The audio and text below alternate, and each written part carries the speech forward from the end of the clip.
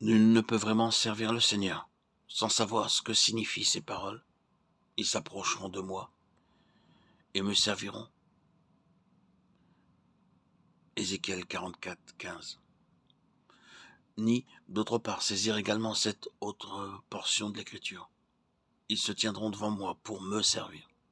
Frères, ne pensez-vous pas qu'un serviteur doit s'enquérir des ordres de son maître avant de pouvoir le servir?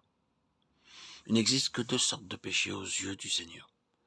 Le premier consiste à se rebeller à l'égard de ses commandements, c'est-à-dire à refuser d'obéir lorsqu'il ordonne une chose. Le second consiste à faire une chose qu'il ne nous a pas ordonné de faire. Le premier péché s'appelle de la rébellion. Le second, c'est de la présomption.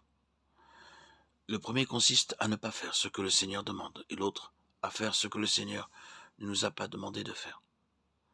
C'est en nous tenant devant le Seigneur que le péché de présomption est traité.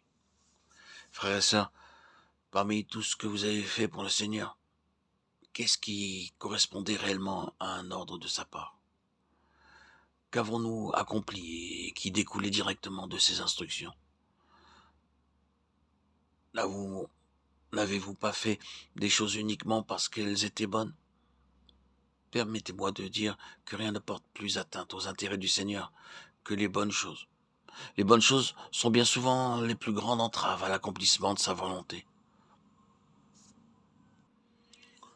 Lorsque nous sommes confrontés avec quelque chose de mauvais ou d'impur, nous l'identifions comme étant une chose que le chrétien doit éviter. C'est pour cela que ce qui est du domaine du mal n'est pas une si grande menace pour le dessein de Dieu, comparé aux choses qualifiées de bonnes.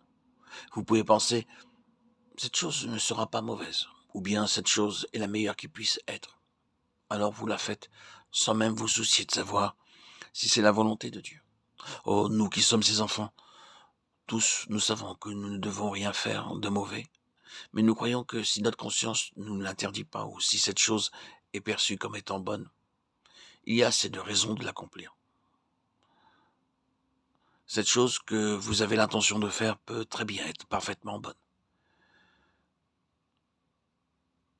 Mais vous, tenez-vous devant le Seigneur en recherchant ses indications pour l'accomplir. Ils se tiendront devant moi. Cela implique que vous alliez devant sa face et refuser d'agir à moins qu'il ne l'ordonne. C'est ce que signifie servir le Seigneur. Dans la cour extérieure, ce sont les besoins des hommes qui gouvernent. Les gens viendront pour sacrifier un taureau ou un agneau. Et il y aura du travail pour vous.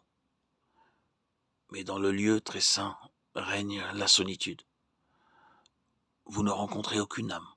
Aucun frère ou aucune sœur ne vous gouverne dans cet endroit. Aucun comité n'élabore votre programme. Dans le lieu très saint, il n'y a qu'une seule autorité. C'est l'autorité du Seigneur. S'il me confie une tâche, je l'accomplirai. S'il ne m'en confie aucune, je n'en ferai aucune.